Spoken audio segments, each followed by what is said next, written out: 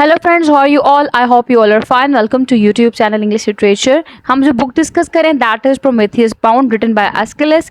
हम लोगों ने अब तक एस्किलस कौन थे, इनका राइटिंग स्टाइल, इनके थीम्स, इनके इंपॉर्टेंट वर्क्स, सो ऑन सब कुछ कवर कर लिया हुआ है. एंड जो प्रोमेथियस बाउंड है इसके ऊपर ऑलरेडी हम लोग 4 लेक्चर्स बना चुके हुए हैं. अगर आपने वो लेक्चर्स नहीं सुने तो लिंक मैं डिस्क्रिप्शन में डाल दूंगी, उनको क्लिक करके आप उन लेक्चर्स को अप्रोच कर सकते हैं. आज हम बात करने जा रहे हैं इस बुक की समरी के बारे में. तो टाइम को वेस्ट किए बगैर जो हमारी समरी हम करते हैं शुरू. Prometheus bound. जब स्टोरी की ओपनिंग होती है तो ओपनिंग पे हम देखते हैं क्रेटोस और बिया, ये दोनों जीएस के सर्वेंट्स होते हैं.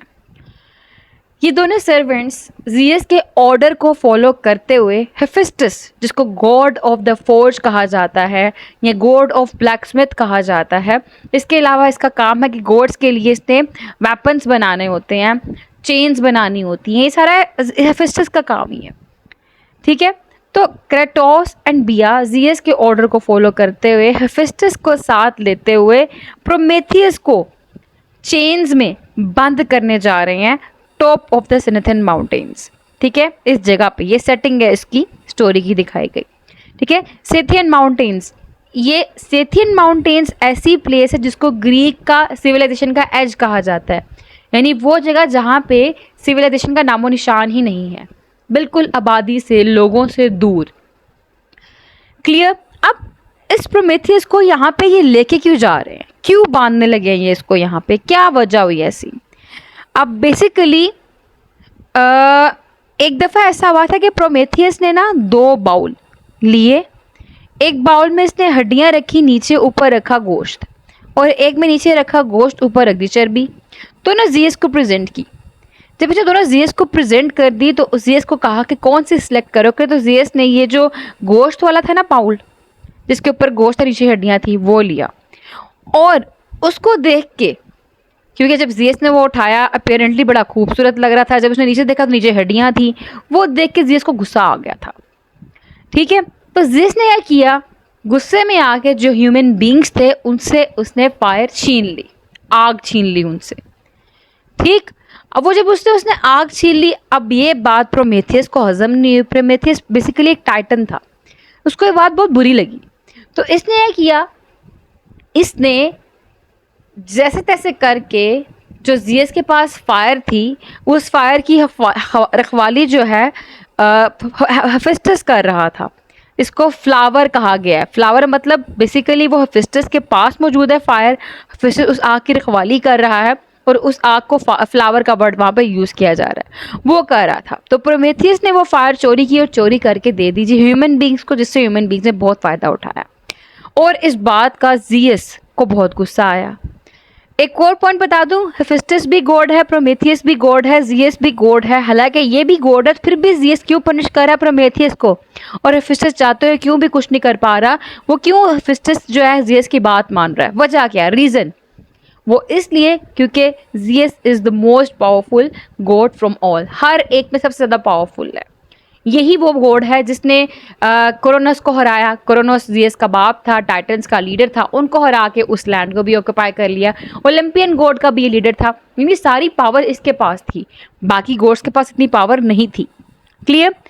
तो ये जो आग चोरी की थी, इस चोरी करने की वजह से प्रोमेथियस को बांधा जा रहा है. कहाँ पे? Top of the Scythian mountains. और बांधने वाले कौन है? क्रेटोस, बिया. क्रेटोस को माइट या पावर भी कहा गया है, और बिया जो है ये फोर्स को सिंबलाइज कर रहा है. ये दोनों सर्वेंट मेल सर्वेंट है. क्लियर. अब बिया और Kratos escort Prometheus to mountains, उसको खींच के लेके जा रहे हैं. ये दोनों बिया और क्रेटोस जो है, ये दोनों ही पावर और वॉयलेंस को सिंबलाइज कर रहे हैं. हेफेस्टस जो है वो प्रोमेथियस को चेन के अंदर बंद नहीं करना चाहता, क्योंकि प्रोमेथियस हेफेस्टस का किन है. ठीक है. किन यानी कि काइंड ऑफ रिश्तेदार, रिलेटिव है उसका. और उसको लगता भी है कि हेफेस्टस जो है, मतलब काइंड ऑफ जो ये टास्क परफॉर्म कर रहा है under the power of GS, ये अच्छा नहीं कर रहा. मतलब खुद ही गिल्टी फील कर रहा होता है, शेम फील कर रहा होता है प्रोमेथियस को बांधते, क्योंकि उसने कौन सा गुनाह कर दिया था. उसने तो फायर स्टॉल करके, चोरी करके ह्यूमन बींग को दी थी. जैसे यहाँ पे कुछ कोटेशन है, देखें जरा. क्रेटोस कहता है this is the crime for which he must now पे. अब क्राइम क्या था कि इसने फायर चोरी की और गेव इट टू ह्यूमैनिटी. और क्रेटोस का गोल क्या था? For Prometheus to learn to submit to Zeus and abandon humans. ठीक है, कहता कि जो ह्यूमंस उनको छोड़ दे और जो जियस है जो वो सिखा रहा है वो सीखे, उसकी सजा को सीखे। Learn to love the tyranny of Zeus and quit his friendship with the human race. अब ये ह्यूमन रेस से फ्रेंडशिप क्विट करना, जियस के टायरनी को उससे मोहब्बत करना, ये सब कुछ क्या है, क्यों ऐसा कहा गया? अब स्टोरी में वैसे तो आगे जाके कहानी आनी थी, लेकिन मैं थोड़ा सा आपको यहाँ पे बता दूं। बैटल ऑफ टाइटन्स हुई थी। बैटल ऑफ टाइटन्स में क्या हुआ था? एक तरफ टाइटेनियंस थे, दूसरी तरफ ओलंपियन गोड्स थे। टाइटेनियंस के अंदर हमारे पास कोरोनस, CRONOS व्हाटएवर, आप जो भी स्पेलिंग लिख लें, कोरोनस था। वहाँ पे जियस था। कोरोनस जियस का बाप है। कोरोनस को प्रोफेसी बताई गई थी, ये स्टोरी का बैक नोट मैं आपको बता रही हूँ, बैकग्राउंड नोट। प्रोफेसी बताई गई थी कि तुम्हारे बच्चे पैदा होंगे, उन बच्चों में से तुम्हारा एक बच्चा तुम्हें खा जाएगा। खा जाएगा मतलब तुम्हें जो है वो हरा देगा, तुम्हारे तख्त से तुम्हें उल्टा देगा और तुम्हारे तख्त को वो अपना तख्त बना लेगा, खुद रूल करेगा वहाँ पे। अब इस बेस पे कोरोनस ने अपने सारे बच्चों को खाना शुरू कर दिया। कुछ बच गए, कुछ खाना शुरू कर दिए। उनमें से एक जियस था। जियस जो है वो RHEA, रिया नेम था इसकी मदर का। इसकी मदर ने जियस को बचा लिया था कोरोनस से। और फिर उसके बाद कोरोनस की जियस की अपब्रिंगिंग हुई, वो बड़ा हुआ, बड़ा होकर फिर वो वापस आया और आके उसने अपने बाप से बदला लिया। बदला लेने की वजह क्या थी? यही कि उसने इनके बच्चों को, इनके भाइयों को, जियस के भाइयों को और अपने बच्चों को खाया था। इसी वजह से उसने बदला लिया और उसके तख्त से उसको उल्टा दिया, हरा दिया और उसको अपना तख्त बना लिया, रूलरशिप शुरू कर दी। अब प्रोमेथियस बाउंड का यहाँ पे इंपॉर्टेंट रोल है। प्रोमेथियस का क्या रोल है जी? प्रोमेथियस की जो मदर थी, THEMIS, थेमिस नेम था, ये फ्यूचर देख सकती थी और इसने ये एबिलिटी अपने बेटे प्रोमेथियस को भी दी थी, वो भी फ्यूचर देख सकता था। अब प्रोमेथियस ने अपने फोरसीन की वजह से, फोरसाइट की वजह से जान लिया था कि ये जो बैटल ऑफ टाइटन्स होने वाली है ना, इस बैटल ऑफ टाइटन्स के अंदर सिर्फ और सिर्फ वो बंदा जीतेगा जो अपने रीजन का इस्तेमाल करेगा, अपने पावर का नहीं। इसने ये बात कोरोनस को बताई। कोरोनस ने कहा नहीं जी, मैं तो पावर का यूज़ करूँगा, तुम हट जाओ यहाँ से। इसने जो है ना प्रोमेथियस की बात नहीं सुनी थी। कोरोनस को अपनी माइट के ऊपर, अपने पावर को बड़ा गरूर था, एरोगेंस था। नहीं माना कोरोनस, ये जाके जियस के साथ मिल गया। फिर ऐसा ही हुआ, जंग लड़ी। जंग के अंदर क्या है, जियस जीत गया, कोरोनस हार गया। और जियस फिर प्रोमेथियस से बहुत खुश हुआ, उसने उसको अपने साथ रख लिया। क्लियर? और फिर उसने प्रोमेथियस को ऑर्डर दिया कि तुमने ना ह्यूमन बींग्स बनाने हैं, इंसान बनाने हैं। क्ले, उसने मिट्टी से इंसान बनाया था। फिर तुमने क्ले से इंसान बनाने ताकि इंसान जो है वो हमारी पूजा करें, गॉड्स की पूजा करें। प्रोमेथियस ने ऐसा ही किया। ग्रीक माइथोलॉजी के अकॉर्डिंग उसने ह्यूमन बींग्स बनाए। फिर उसको उसने आर्किटेक्चर सिखाया, मतलब हर तरह के स्किल्स सिखाए।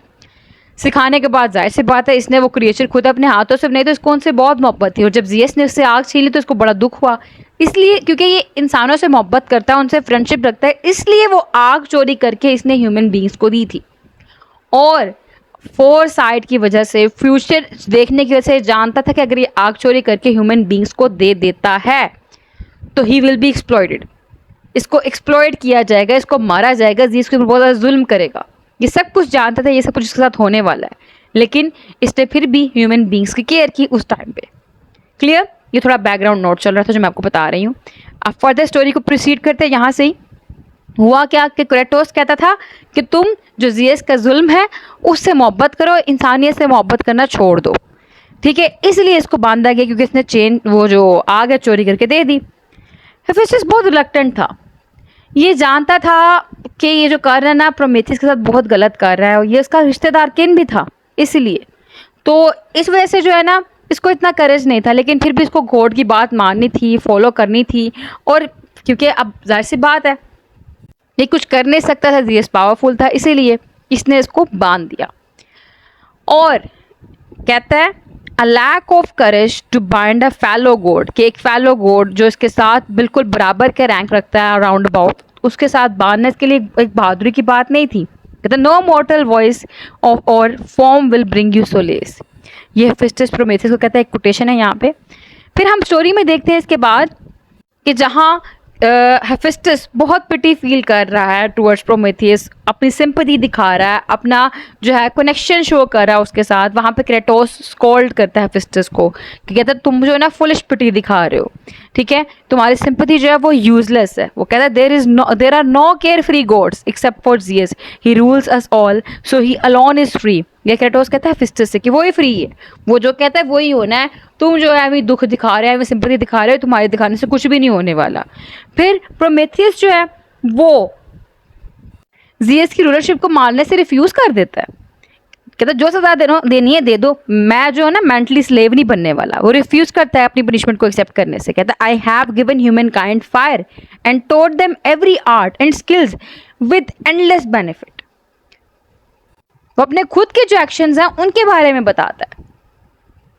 और यहाँ से हमारे पास वो स्टोरी सामने है जो मैंने आपको बताई थी कि कैसे इसने ह्यूमन बींग्स को बनाया था ऑर्डर से। तो इसलिए वो कहता I have given human kind fire, मैंने दी है, मैंने उसे सिखाया है हर किस्म का आर्ट, हर किस्म का स्किल। कहता है तो मुझे फ़र्क नहीं पड़ता, मैं जो ये पनिशमेंट जो दे रहे हैं ना, मैं इस पनिशमेंट को एक्सेप्ट नहीं करता। फिर जब ये स्टोरी चल रही थी तो यहाँ पे अचानक सडनली अराइवल होता है कोरस का। कोरस आप जानते हैं, आपने पढ़ा था प्रीवियस लेक्चर में कि ओकेनोस की बेटियाँ थी, ठीक है, जो कि विंग चैरियट में बैठ के इसके पास आती हैं। ये भी प्रोमेथियस से बहुत सिंपैथेटिक हैं, प्रोमेथियस से बहुत ज़्यादा कंपैशन शो करती हैं। तो वो उससे कहती हैं कि तुम क्यों यहाँ पे हो, तुम्हें क्यों यहाँ पे बांधा गया, आखिर क्या वजह हुई है। फिर यहाँ पे प्रोमेथियस जो है अपनी स्टोरी उनको सुनाता है कि मेरी जो है ये मुझे जियस ने यहाँ पे पनिश किया है, जियस ने मुझे यहाँ पे बांधा है। फिर वो बताता है कि जो है ना बैटल हुई थी टाइटन्स की और ओलंपियन गॉड्स की, बैटल ऑफ टाइटन्स इसका नाम है। वो सारी स्टोरीज ना तो जो मैंने आपको स्टार्टिंग में बताई है कोरोनस वाली, कि यहाँ पे वो बता रहा है कि कोरोनस को मैंने कहा था कि हम रीज़न की बेस पे जीतेंगे, पावर की बेस पे नहीं जीतेंगे, लेकिन जो है उसने मेरी बात नहीं सुनी। जियस ने मेरी बात सुन ली, मैं जियस के साथ मिल गया, हम जीत गए। फिर जियस ने क्या किया, जितने भी टाइटन्स थे हारने के बाद मोस्टली इनको TARTAROS टार्टारोस नाम की प्लेस थी, ये अंडर वर्ल्ड के अंदर मौजूद है। इसको हेल से सिंबलाइज किया जाता है ग्रीक मैथोलॉजी के अकॉर्डिंग। इसका जो लीडर है, जो गॉड है, वो HADES हेडीज है, ठीक है, हेडीज। वो इस टार्टारोस नाम की प्लेस को मतलब लुक आफ्टर करता है। ये बहुत ही खौफनाक प्लेस है जिसको पनिशमेंट के तौर पे जिनको सजा देनी होती है यहाँ पे फेंका जाता है। तो कहता है कि जब टाइटन्स हार गए तो जियस ने इन सब टाइटन्स को टार्टारोस नाम की जगह पे फेंक दिया था। और फिर उसके बाद जियस ने प्लान किया था कि हम ह्यूमन रेस बनाएंगे। उसने मुझे कहा तुम ह्यूमन रेस बनाओ ताकि वो मेरी इबादत करें, हम खुदाओं की पूजा करें। और मैंने कहता है ऐसे ही किया। और एक और पॉइंट कि ये क्यों मिल गया था जियस के साथ, क्योंकि उसको पता था कि इस टाइम जियस के साथ मिलना एक वाइज चॉइस है, इसीलिए, ठीक है। जैसे कि स्क्रीन पे देखिए कोटेशन है, what god what creature would be so hard of heart as to delight in this, ठीक है। ये कोरस क्वेश्चन करते हैं प्रोमेथियस की सफरिंग की बेस पे। फिर प्रोमेथियस रिबेलियन हमारे पास होता है यहाँ पे शो, कहता है कि उसने एक तो साइड लिया जियस का, ठीक है, उसकी वाइजर चॉइस थी ये। दूसरा इसने स्टील किया फायर को और ह्यूमैनिटी को दे दी, ठीक। ये कुछ पॉइंट्स थे। जब ये स्टोरी बता रहा था तो इस टाइम पीरियड पे हमारे पास ओकेनोस आ जाता है जो कि इन कोरस का फादर होता है, ठीक है। ये भी एक गॉड है, God of ocean and God of stream कहा जाता है इसको, इनको, ठीक है, ग्रीक मैथोलॉजी के अकॉर्डिंग। ये अपने जो विंग्ड हॉर्स है उस पर बैठ के आते हैं और आके प्रोमेथियस को कहते हैं मैं तुम्हारी मदद करने के लिए आया हूँ, मैं जियस से तुम्हारे बारे में रिक्वेस्ट करूँगा, तुम्हारे बिहाफ पे बात करूँगा, तुम्हें मैं यहाँ से जो है ना फ्री करा दूँगा, ठीक। लेकिन जो प्रोमेथियस है वो रिफ्यूज़ कर देता है, कहता है कि नहीं, तुमने ऐसा नहीं करना, तुमने जियस से बात नहीं करनी और तुम जियस के बारे में कुछ बुरा भला मत बोलो। क्यों? क्योंकि जियस जो है वो बेरहम है, रहम नहीं करता। मैंने उसका बैटल ऑफ टाइटन में साथ दिया था, मेरी वजह से वो बैटल ऑफ टाइटन जीता, लेकिन उसने फिर भी मुझे अपना दोस्त नहीं समझा। तो उसके नज़दीक कोई दोस्त कोई दुश्मन नहीं है। और तुम्हें एटलस का हाल नहीं याद? अब ये एटलस कौन था? ये बेसिकली प्रोमेथियस का ब्रदर था। और इसने क्या किया था, इसने एटलस को बैटल ऑफ टाइटन जीतने के बाद सजा दी थी कि जितने भी ये अर्थ है, जितना भी हेवन है, इस सब का तुमने बोझ अपने हाथों पे उठाए रखना है एटर्निटी तक। यानी कि थ्रू आउट कभी भी लाइफ में डेथ भी हो जाए, कुछ भी हो जाए ना, उसने उस पूरी ज़मीन और पूरे जो हेवन है उसका बोझ अपने हाथों में उठाए रखना है। ये सजा दी थी उसने जियस ने एटलस को। कहते तुम्हें वो याद नहीं? कहते फिर टाइफून एक सरपनेट मॉन्स्टर था, बहुत बड़ा मॉन्स्टर था ये, इसने चैलेंज किया था जीएस को वर्ल्ड को कंट्रोल करने के लिहाज से। जब तुम्हें वो बंदा नहीं याद, वो मॉन्स्टर नहीं याद, जीएस ने उसका कितना बुरा हाल किया था। जीएस ने उसको उठा के दे मारा था ज़मीन की तरफ, और उसने ज़मीन के अंदर उसको डुबा दिया था। जीएस ने उसको माउंट एटना के नीचे डुबा दिया था। इसलिए वो कहता है कि तुम जाके मेरे बिहाफ पे कोई बात ना करना जीएस से, क्योंकि मैं तुम्हारा बुरा नहीं चाहता। ठीक, ऑक्यूनस उसकी बात सुनता है, उसकी बात सुन के मान जाता है, लेकिन स्टिल वो सिंपैथेटिक तो है, कंपैशनेट तो है टुवर्ड्स प्रोमेथियस, और कहता है जैसे तुम कह रहे हो मैं वैसा ही करूंगा, मैं जीएस के पास नहीं जाता। ये कह के वो घर चला जाता है। फिर प्रोमेथियस अपनी स्टोरी को रिज्यूम करता है, जो स्टोरी वो कोरस को बता रहा था। वो उनको बताता है कि मैंने जब ह्यूमैनिटी को बनाया, ह्यूमन बींग्स को बनाया, तो मैंने ह्यूमन बींग्स को फायर भी दी। मैंने ह्यूमन बींग्स को ना जस्ट फायर दी बल्कि और भी बहुत से गिफ्ट दिए, जैसे कि उनको मैंने लिटरेचर सिखाया, आर्ट सिखाया, साइंस सिखाया, आर्किटेक्चर सिखाया, ईच एंड एवरी स्किल्स जितने भी थे वो सारे स्किल्स जो मैंने ह्यूमन बींग्स को सिखाए। कहता है all human arts were founded by Prometheus claiming responsibility for human progress. कहते जितनी भी प्रोग्रेस हुई है ह्यूमन बींग्स की, इनका कॉज मैं ही तो हूँ। और जब प्रोमेथियस अपनी स्टोरी बता चुका था तो उस टाइम पे आयो आती है। अब आयो कौन है? ये बेसिकली जीएस इससे बहुत मोहब्बत करता था, और इसने क्या किया, इसने ना आयो को काऊ के अंदर ट्रांसफॉर्म कर दिया था। क्यों? क्योंकि जीएस की वाइफ थी HERA हेरा। ठीक है, अब ये जो है ये आयो को पसंद नहीं करती थी, तो हेरा को पता ना लग जाए कि ये जो जीएस है इसका आयो के साथ अफेयर चल रहा है, ये उससे बहुत मोहब्बत करता है, इसने इसलिए आयो को काऊ में ट्रांसफॉर्म कर दिया कि हेरा को पता ना लगे। लेकिन हेरा को पता लग गया था कि जो काऊ है ना ये बेसिकली आयो है, तो इसने क्या किया, इसने ना कहा जीएस से कि तुम जो हो ना मुझे ये काऊ गिफ्ट कर दो। अब जीएस ने ये काऊ उसको गिफ्ट कर दी। हेरा ने आगे से ड्यूटी लगा दी आर्गोस की। आर्गोस हेरा का सर्वेंट है कि तुमने इस काऊ की रखवाली करनी है, तुमने इस काऊ को, यानी कि जो बेसिकली आयो है, तुमने इस काऊ को जीएस के करीब नहीं जाने देना, ना जीएस को इसके पास आने देना है, तुमने इसको दूर दूर रखना है, बचा के रखना है जीएस से। और अब क्या है, आयो जो है वो एक सफरिंग वाली लाइफ गुजार रही है। उसको एक गैड फ्लाई, बेसिकली जो आर्गोस था उसकी राउंड अबाउट 100 आइज थी, और वो आर्गोस ही जो है उसी का एक रोल है जो गैड फ्लाई का रोल प्ले कर रहा है, एक ऐसी मक्खी जो कि काटती है, और वो टॉर्मेंट कर रही है, टॉर्चर कर रही है आयो को, यानी कि इस काओ को, कि जब ये काओ रुकती है तो वो उसको काटने लग पड़ती है ज़ोर ज़ोर से, फिर ये काओ चलना शुरू कर देती है। ठीक, यानी एक सफरिंग की कंडीशन है इसकी। अब आयो क्या है, यहाँ पे चल के आई माउंट के ऊपर, जिस माउंट पे प्रोमेथियस को बांधा हुआ है, और आके पूछती है व्हाट लैंड इज दिस, ये कौन सी जगह है। आयो को नहीं पता प्रोमेथियस है, प्रोमेथियस कौन है, किससे ये सवाल पूछ रही है, कुछ नहीं पता। एनी हाउ वहाँ पे प्रोमेथियस जब आयो का सवाल सुनता है तो उसको जवाब देता है कि मैं प्रोमेथियस हूँ, मैं वो पर्सन हूँ जिसने फायर स्टील करके ह्यूमन बींग्स को दी थी। अपने बारे में उसको इंट्रोड्यूस करवाता है, और आयो को नहीं पता कि प्रोमेथियस को फ्यूचर देखना आता है या फ्यूचर के बारे में वो जानता है। वो ऐसे ही ना प्रोमेथियस से क्वेश्चन पूछती है अपने फ्यूचर के बारे में कि कब तक मुझे ये सफरिंग वाली लाइफ गुजारनी पड़ेगी, कब तक मुझे ऐसे वंडरिंग करनी पड़ेगी, घूमना फिरना पड़ेगा, कब तक मैं ऐसे चलती फिरती रहूँगी। तो प्रोमेथियस जो है उसको उसके फ्यूचर के बारे में बताता है, ताकि जो भी उसके लाइफ के अंदर हर्डल्स आने वाली हैं, सफरिंग्स आने वाली है, वो कहीं ना कहीं से उसको अवॉइड कर सके। वो कहता है कि तुम जो हो ना बहुत लंबा सफ़र करोगी, तुम्हारी सफरिंग भी जो है ना वो लॉन्ग लास्टिंग है, बहुत लंबी देर तक रहने वाली है। तुम यूरोप में ट्रैवल करोगी, तुम एशिया में ट्रैवल करोगी, इवन के जब तुम एशिया में पहुंच जाओगी वहाँ पे तुम एक चाइल्ड को बर्थ दोगी, एक बच्चा पैदा करोगी जो कि जीएस की रेस में से होगा, उसकी नस्ल में से होगा। और वो जब बच्चा होगा ना, उस बच्चे की नस्ल में से आगे नस्ल निकलेगी, ठीक है, जिसका नाम हरक्लियूज है। वो आके मेरा जो है ना सेवियर बनेगा, वो आके मुझे रिलीज करवाएगा, वो आके मुझे बचाएगा, और वो बहुत से बादशाहों पे रूल करेगा, और उसके जो बच्चे भी आगे से होंगे वो भी बादशाह ही बन देंगे। ठीक है, ये उसके बारे में बताता है। जब ये बता रहा होता तो इस ड्यूरेशन में आयो जो है उसको अगेन से गैट फ्लाई बाइट करती है, और आयो चीखती है, और वहाँ से फिर अपने जो वैंडरिंग अगेन शुरू कर देती है। जब आयो चले जाती है तो उस टाइम पे यहाँ पे हर्मेस वापस आता है और उसको थ्रेट करता है। क्यों? क्योंकि जो बातें आयो की और प्रोमेथियस की हुई थी वो बातें थोड़ी थोड़ी जीएस ने सुन ली थी, तो जीएस जो है वो चाहता है कि वो इसके फ्यूचर के बारे में बताए, उसको कैसे पता है कि मेरा और आयो का फ्यूचर में एक बच्चा होगा, मेरी मैरिजेस के बारे में बताए, मेरे डाउनफॉल कौन कौन से आएंगे, वो सब कुछ मुझे बताए।